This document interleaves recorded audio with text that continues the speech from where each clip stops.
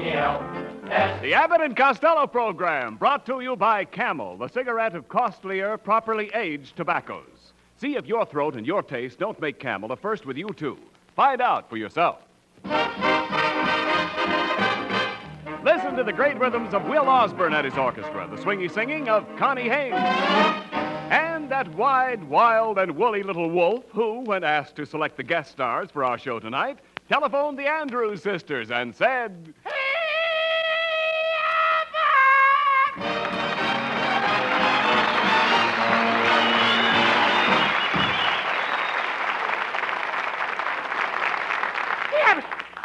All right, Costello, Calm yourself. Calm yourself. What's making you so nervous? Oh, I just heard some terrific news, Abbott. You did? Hitler has a new secret weapon that can end the war in 5 minutes. A secret weapon that can end the war in 5 minutes? What is it? A long pole with a white flag on the end of it. That's fine. That's fine. Now tell me, where were you all afternoon? Oh, where was I? Yes. I went out and got my Uncle Artie Stebbins. I go already. It's so soon in the script, too. Please. All right, now just take it easy, please. I just got my Uncle Artie Stebbins a job. It's a swell job, Abbott. He's a bookmaker. Why, you dummy, he'll wind up in jail. Bookmaking is against the law. That's gambling. Yeah, but he don't gamble, Abbott. He's a bookmaker in a bakery. A bookmaker in a bakery? Yeah, he takes orders for cakes. He's a cookie bookie. Oh, Costello, I don't know which one is dumber, you or your Uncle Artie. Well, I don't like to brag, Abbott, but I am. Of course, Artie is lazier than me. No, you mean lazier than I. Yes, sir. He's lazier than the both of us. My Uncle Artie only says his prayers one night a year. Well, he must be lazy. Yeah, the rest of the nights he just hops in bed and says ditto. Let's forget your Uncle Artie. Now, there's something I want you to do for me, Costello. Abbott, you know there's nothing I wouldn't do for you. And there's nothing I wouldn't do for you, Costello. And there's nothing I wouldn't do for you. I know. That's the way it is, folks. We just go through life doing nothing for each other. Yeah, all right, look. Talk sense, Costello. I just wanted you to be sure to behave yourself tonight because the Andrews sisters are coming over and you've got to be careful how you handle those girls. Yeah. They have scruples. I don't care. I've been vaccinated. I can't catch scruples. No, you dummy. Scruples are not catching. Scruples are principles. Scruples make a girl sweet. They do? Sure. Oh, I bought my girl some of them last night. You bought your girl some scruples? Yeah, I got a banana split with 3 scruples of ice cream. Oh. You idiot. Banana! No. Look, ice cream doesn't come in scruples. Ice cream comes in scoops. I thought chickens come in scoops. Chicken scoops. No. That one laid an egg. Oh, Costello, scruples have nothing to do with chicken. Then how did the Andrews sisters get them? They didn't get them. A person doesn't get scruples. Scruples are a good trait. Now, do you know what scruples are? Yes, sir. When I turned in my Chevy for a Plymouth, they was scruples. No, what has exchanging your Chevy for a Plymouth got to do with scruples? Well, everybody said it was a good trait. Oh, well, let's forget about the scruples. I don't want to forget them. Abbott, you said the Andrews sisters had scruples. That's right. Did you ever see them? No, certainly not. Then how do you know they got them? Look, Costello, when I say the girls have scruples, I don't mean they have anything wrong with them. Scruples are a trait, and a trait is part of one's character. And you can't see a person's character. Yet you know it's there. Oh, when you say they have scruples, you don't mean there's anything wrong with them. Scruples are a trait, and a trait is a part of a character, and you can't see the character, yet you know it's there. Nah, you've got it. I don't even know what I'm talking about. All right, that's enough. Now, what do you intend to do with the girls here? Well, I am going to sing for them. You're going to sing for them? Yep. Costello, you know nothing about songs. I'll bet you don't even know Dixie. I do, too. All right, what is Dixie? That's the place where they make all those paper cups. No. Look.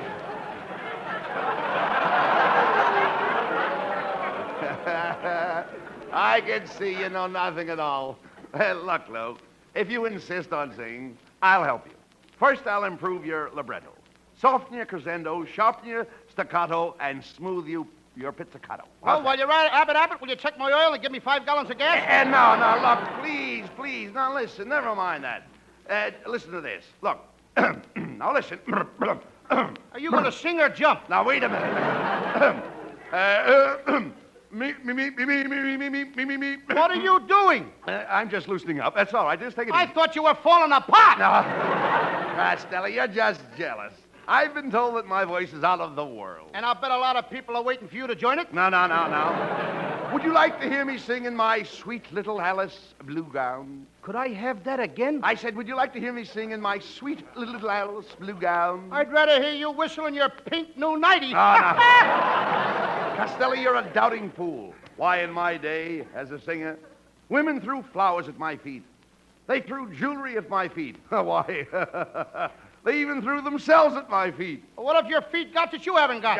Look, Costello, just for that last crack, I won't help you. Oh, you won't, huh? No. Well, I don't need your help, Abbott. My Uncle Clarence Porter of Big Springs, Texas, he can yodel. He'll teach me to sing because he's a good yodeler. Wait a minute. Did your Uncle Porter study yodeling? No, he taught himself. He just drinks a lot of beer and lets his stomach take it from there. Costello, that's ridiculous. Look, what kind of voice does your Uncle Porter have? Oh, he's a chiropractic tenor. Chiropractic tenor? Yeah, he sings in all the joints. No, Costello, I'm not interested in your Uncle Porter singing. I lean toward the classical music. What classical music? Well, for instance, Beethoven's first, Mozart's second, Brahms' third. Just a minute, Abbott. Now, you ain't gonna pull that stuff on me trying to ring in a whole new team, huh? No. What Yes, team? you are, brother. Nah, what team? Mozart's second, Beethoven's first. All I said was Beethoven's first, Mozart's second. You're nuts, Abbott. Everybody knows who's on first and what's on second, and I don't know who's on third. Get him out of here!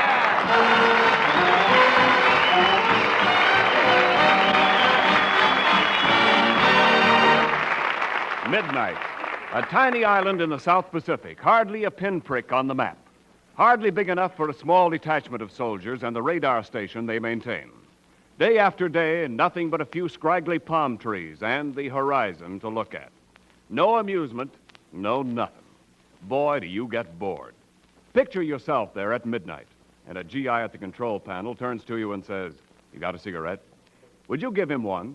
Of course you would, even if it were the last cigarette in your pack. Remember that when your dealer says to you, "Sorry, sir, I'm out of Camels today." You are giving that guy in the Pacific or Germany or Okinawa or wherever he's fighting the Camel he's asking for. Yes, the service first. Army, Navy, Marines, Coast Guard, wherever they go in the winning of the war, they get first call on Camels. C-A-M-E-L-S. The service first.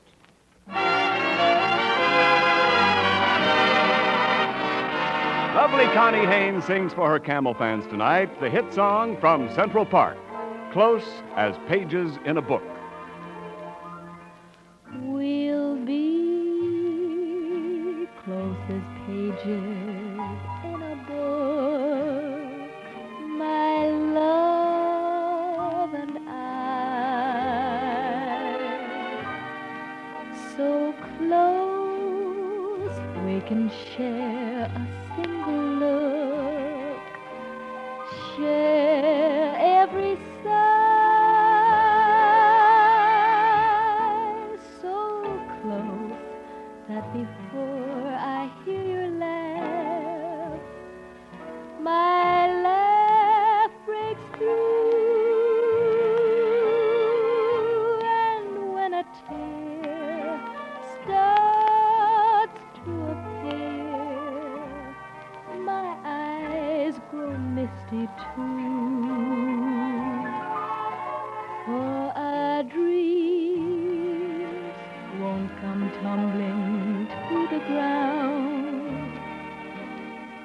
We'll hold them fast,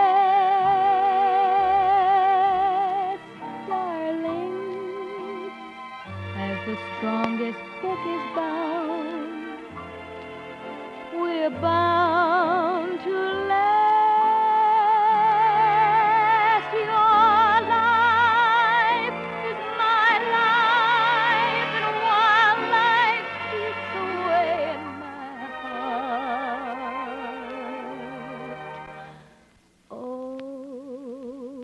we'll be close as pages in a book. Your love and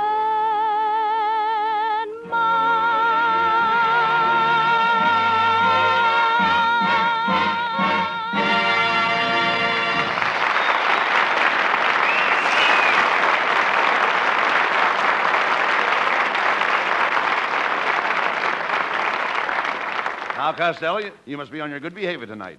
Now, do you know what to do when the Andrews sisters get here? Oh, yeah. I'll try and make a date with them. Oh, no. You'll do nothing of the kind. Besides, I know those girls, and you wouldn't get to first base. No, just give me 5 minutes and I'll be sliding into second. Come in.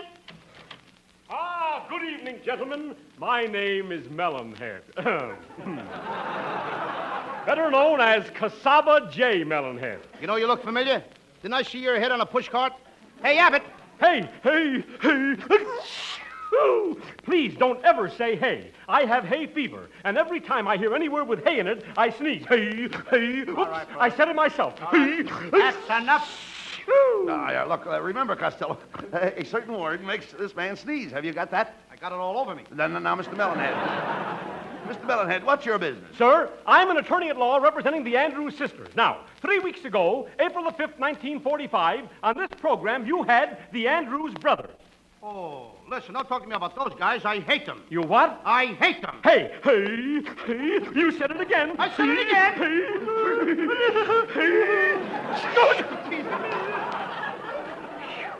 I'm awfully sorry. Hey, Abbott, the dam is run for the hills! Oh, too late. Hey, Abbott, run down to the bank. Oh, but you have no money in the bank. Who needs money? Get me some blotters. Quiet, Costello. What were you saying, Mr. Melonhead? Sir, I said that 3 weeks ago you had the Andrews brothers on this program, and in so doing, you did deliberately and with malice aforethought cause, create, and effect a libel against my clients, the Andrews sisters, hereinafter known as the plaintiffs. You mean they changed their name to the Plaintiff Sisters? No. You dummy, he means that the Andrews sisters are suing us for slander. We need a lawyer. Permit me to present myself, gentlemen. I am a lawyer. Now, what seems to be your trouble? You just told us what the trouble was. Yes, but that was when I was representing the Andrews sisters. Now, as your lawyer, I see things differently. The first thing I'll do is keep you out of jail with a writ of habeas corpus. Duck in the doorway, Abbott! Here it comes! I stopped it. Thank you. Double-crossed me again, brother. I'm sorry, Mr. Costello. I just can't help it. Well, you don't have to chew licorice. Oh, I'm sorry. Gentlemen, where can we talk this matter over? Well, we can get together tonight at my new colonial home. Costello, your new home isn't colonial, it's Spanish. Well, I'm no dope. I'm not going to say hacienda. Hey.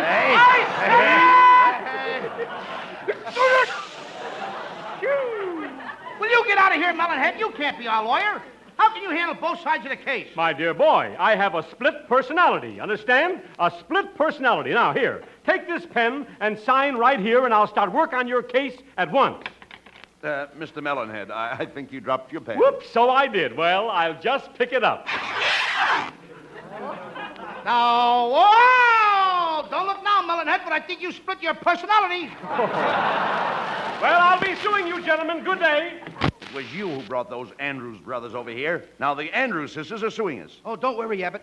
When they get here, I'll make love to them and square the whole thing. No, you're going to make love to 3 girls? Do you know what will happen to you? Sure, it's the same as when you make love to one girl. Only I'll get slapped 3 times. Oh, come in. The Andrews sisters. Costello, it's the Andrews sisters.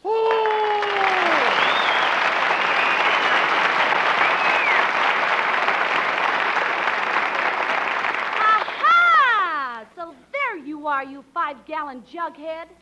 Abbott, I think she means me. Quiet, Costello. I'll handle this. Ladies, you must forgive Costello for his mistakes. After all, it's not his fault that he's a dumb jerk. Well, whose fault is it?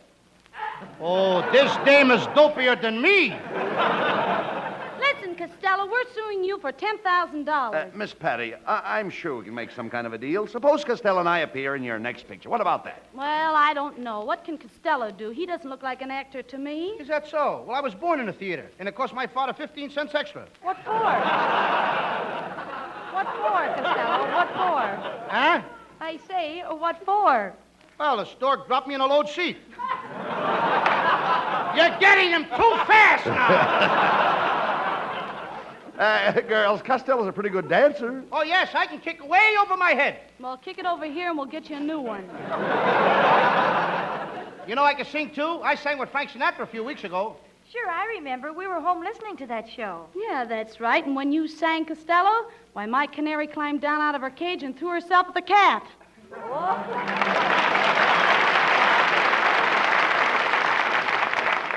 Mr. Costello, I think your voice is just too Andy-Divine.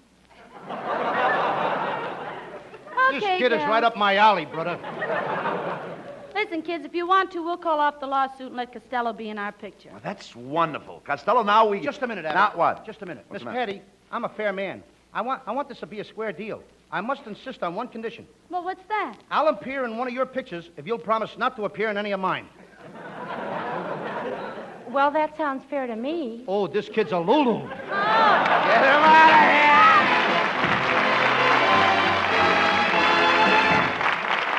While our heroes, Abbott and Costello, were on their way to the studio to appear in the Andrews Sisters picture, our lovely guest stars sing for our Camel audience, I'm Beginning to See the Light. I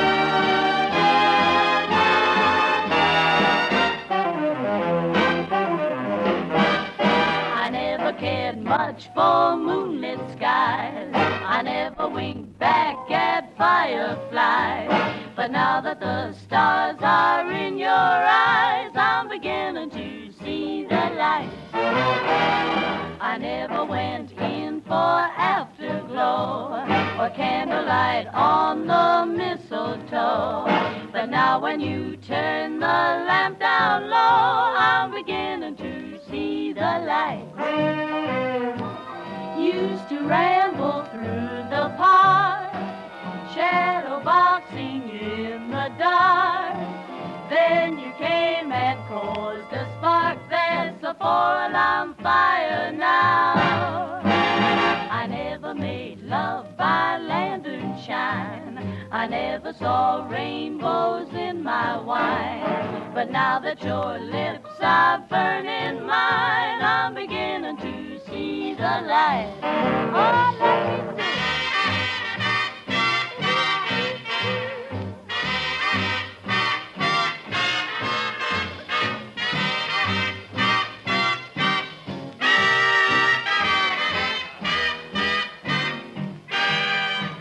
Used to ramble through the park, shadow boxing in the dark.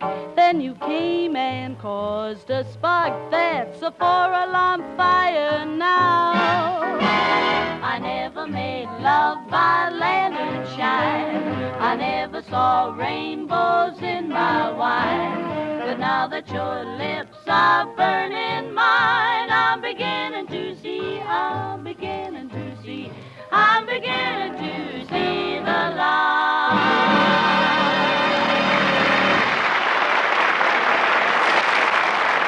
These days, that familiar old phrase, costlier tobaccos, takes on a new meaning. You see, the demand for Camels is fantastic. Dozens of billions of Camels are being made. But in spite of this huge production, every single Camel cigarette is still made of costlier tobaccos. Only the costlier tobaccos properly aged and blended in the time-honored Camel way. Why, Camels just wouldn't be Camels if green, insufficiently cured tobaccos were used. This brand will not be sold down the river. You can't get Camels every time you ask for them, but when you do get them, they're still Camels. All the rich, full flavor and cool mildness of a superb blend of costlier tobaccos you expect when you light a Camel. C-A-M-E-L-S. Camels, war or peace, Camels are still Camels.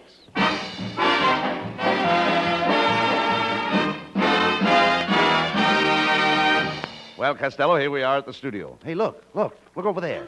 That's that great Russian producer, Cartoony Technikolovich. Aha! New actors, eh? You, fat boy, stand where you are. Don't move. Now turn slowly around. Now move. Get out of here! But, Mr. Technikolovich, we're Abbott and Costello, and we're here to appear in the Andrews Sisters picture. Yes, sir, Mr. Technikolovich. I'm a pretty good actor. Yes? Yes, sir. What pictures was you in? I don't like to brag, but did you see the picture of Dorian Gray? I certainly did. Don't you think it was hung a little crooked?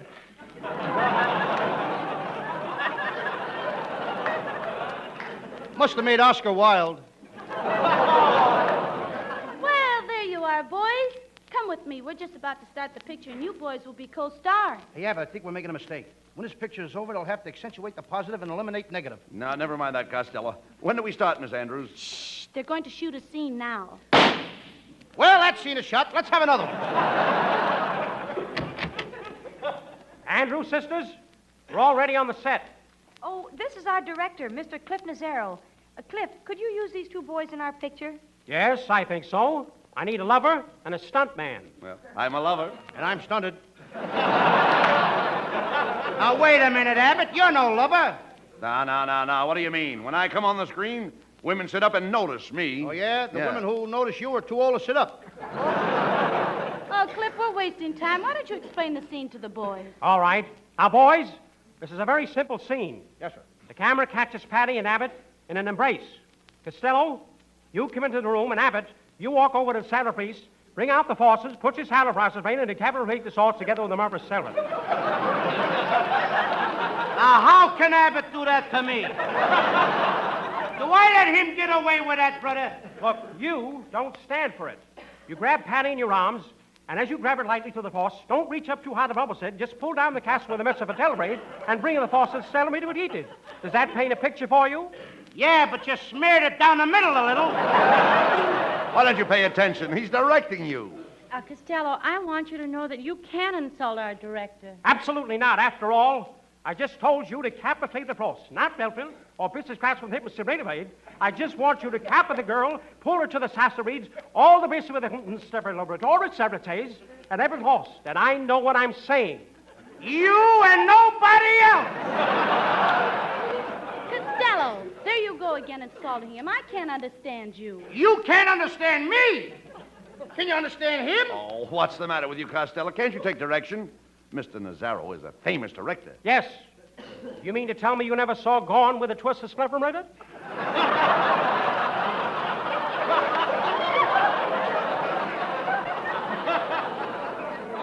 And for whom the bells hold the castle of Frederick's every horse of them? I never saw them, but I saw Guadalcanal did it. You mean Guadalcanal dit? No, did it. I seen it twice. Oh. Did it. Yeah, all right. Will you stop that, please? Well, let's get back to the scene, Cliff. Mr. Costello was just about to make love to me. All right, Patty. Now, Costello, look, listen once more. You fall in love with Patty and propose to her. So it isn't just a question of grabbing a horse and giving her that little cap to the restaurant. You grab her in the castrate, lift up the Solomon, and go to the cedar retreat. Don't you agree with me? Yeah, but what about the children? No, go. He didn't mention any children. Come on. I know, he could have. I don't know what the guy's talking about. Now listen, Fatty, I've got a reputation. Stretch! I've got a reputation.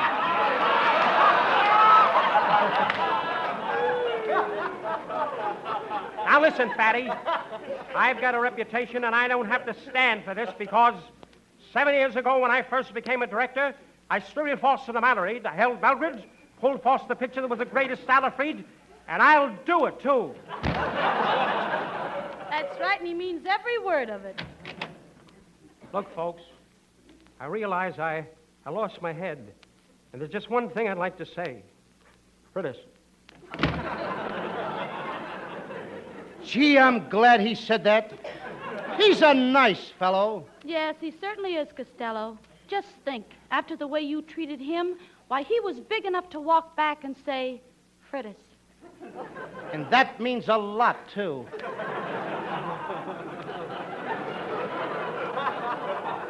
Yes, Lou.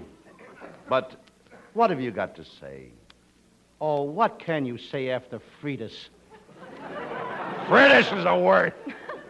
Listen, Lou, if you hadn't been so frantic when he came into Thraldon and Clissophade, he wouldn't be so Palestine. Palestine? What does he want from me? What does he want from you? Why, you've hurt his feelings. Why, at this very minute, he may be outside Gilfending. No, not Gilfending. Yes. No! Abbott, come on, quick. We haven't got a minute to lose. Where are we going? Come on, we're going outside and Gilfend with him. Ah, get out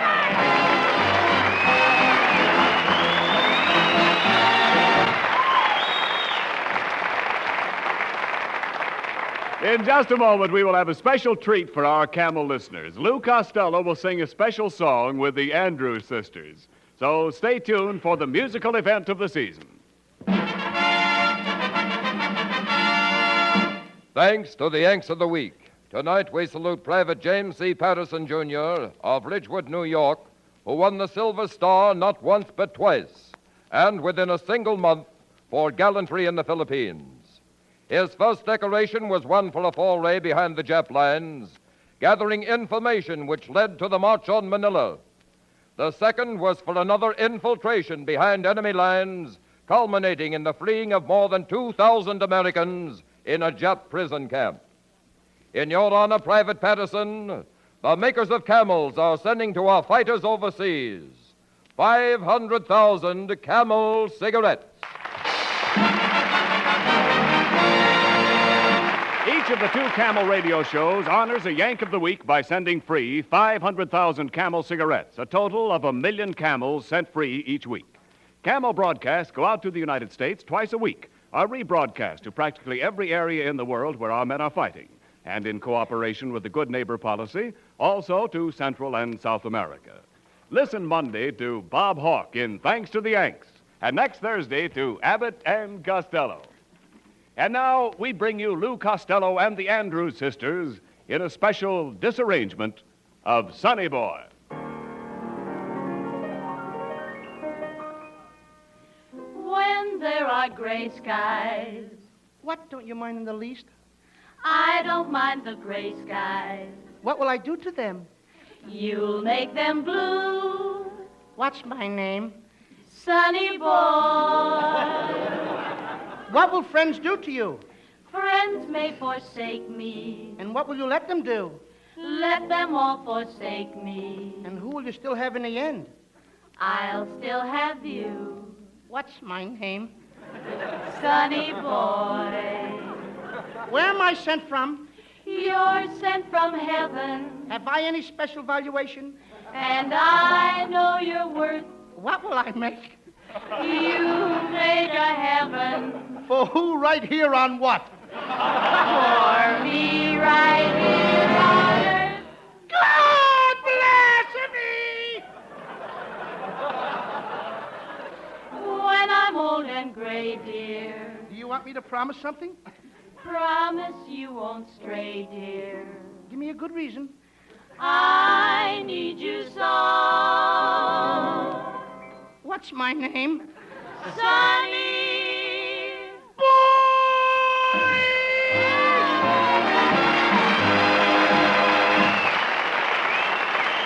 Yes, folks, be sure to tune in next week for another great Abbott and Costello show brought to you by Camel Cigarettes. And remember, Camels are worth asking for every time. See for yourself how Camel's mildness, coolness, and flavor click with you.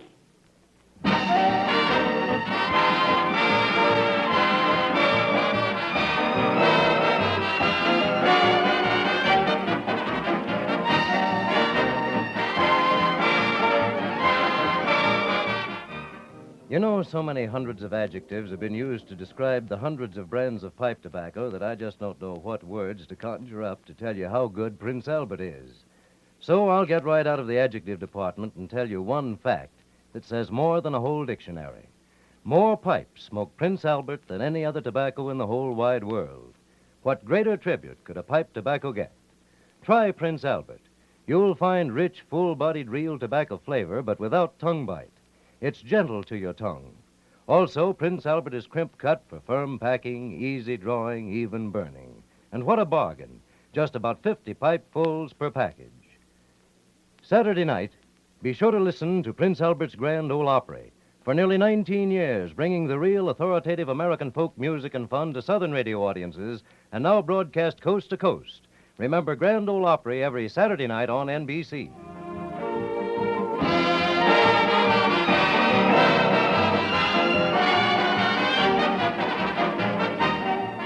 The Andrews Sisters appeared by arrangement with the Nash Kelvinator Company.